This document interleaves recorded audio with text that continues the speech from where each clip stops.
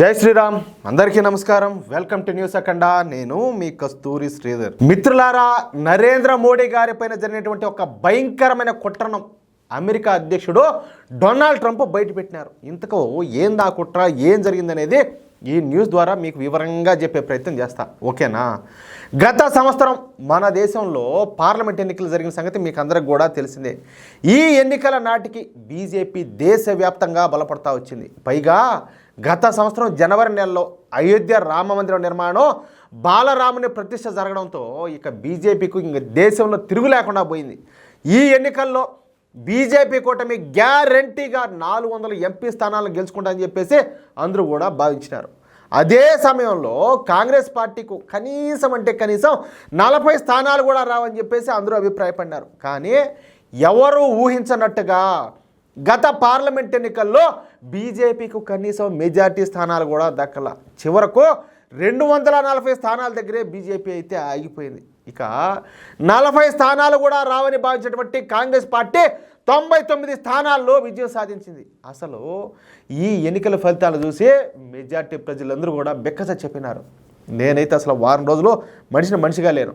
అసలు బీజేపీ ఏంది, 240 స్థానాలు రావడం ఏంది, అది కూడా 500 ఏళ్ల నాటి హిందువుల కలైనటువంటి రామ మందిరాన్ని నిర్మించే ప్రాణ ప్రతిష్ఠ జరిపిన తర్వాత కూడా ఇలాంటి ఫలితాలు వస్తాయని చెప్పేసి ఎవరో కూడా కల్లో కూడా ఊహించాల. సరే, ఇక భారతీయ జనతా పార్టీ తన మిత్రపక్షాలతో కలిసి కేంద్రంలో ప్రభుత్వాన్ని అయితే ఏర్పాటు చేసింది. ముచ్చటగా 3వసారి నరేంద్ర మోడీ గారు ప్రధానమంత్రిగా బాధ్యతలు అయితే చేపట్టినారు. ఓకేనా?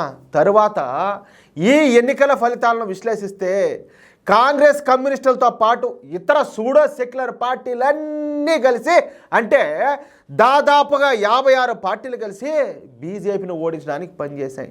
ఒక్క ఇండి కూటమి పార్టీలు మాత్రమే కాకుండా ఇతర పార్టీలు కూడా బీజేపీ ఓటమి కోసం శత విధాలా ప్రయత్నం చేశాయి. ఇందుకోసం ఈ పార్టీలన్నీ ఒక వ్యవస్థలాగా తయారయ్యి సోషల్ మీడియాను ఉపయోగించుకున్నాయి.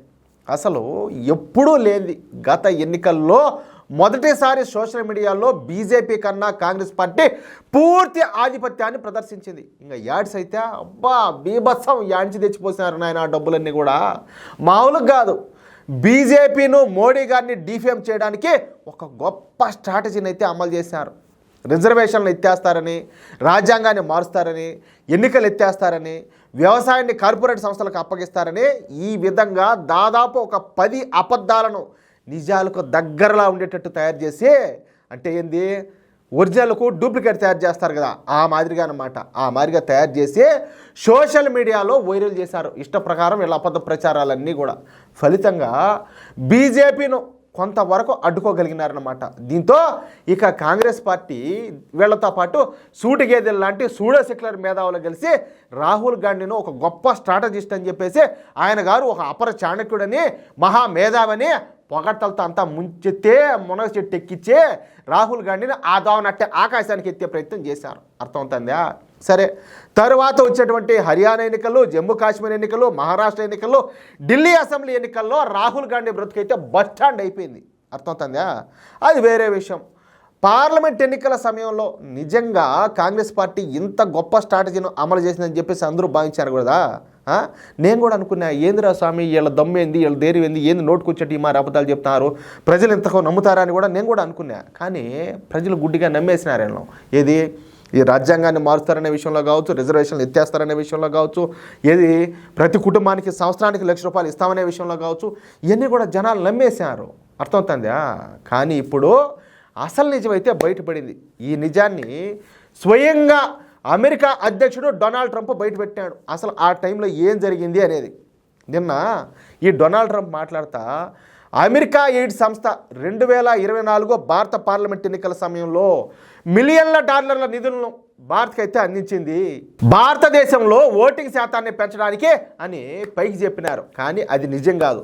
భారత్లో ఎన్నికలను ప్రభావితం చేయడానికి ఈ అమెరికా ఎయిడ్ సంస్థ ఈ నిధులను భారతదేశానికి అందజేసింది. నరేంద్ర మోడీని కాకుండా మరెవరైనా భారతదేశ ప్రధానిగా చేయాలని చెప్పేసి ఈ జో బైడెన్ అయితే ఆశించినాడు. అందుకే భారతదేశానికి నిధులు వరద పారించినాడు అని చెప్పినాడు. మరి ఈ డబ్బులంతా ఎవరి చేతికి ఇచ్చినట్టు? ఎవరి చేతికి ఇచ్చినట్టు ఒకసారి మీరు ఆలోచించండి. ఇందులో ఖచ్చితంగా కుట్రకోణం ఉండాలి. ఆ విషయాలను వివరాలన్నింటినీ కూడా నేను ప్రధాని నరేంద్ర మోడీకి అయితే అప్పగిస్తా. అసలు దోషులు బయటపడాల్సిన సమయం అయితే వచ్చింది. అసలు భారత ఎన్నికల్లో జోక్యం చేసుకోవాల్సిన అగత్యం జో బైడెన్కు ఎందుకు వచ్చిందని చెప్పి ప్రశ్నించాడు. అర్థమవుతుందా? ఎందుకంటే వాళ్ళకు ఈ దేశం అంటే నచ్చదు, ఈ దేశంలో ఉన్న మెజార్టీ ప్రెసిడెంట్ హిందువులు అంటే నచ్చదు.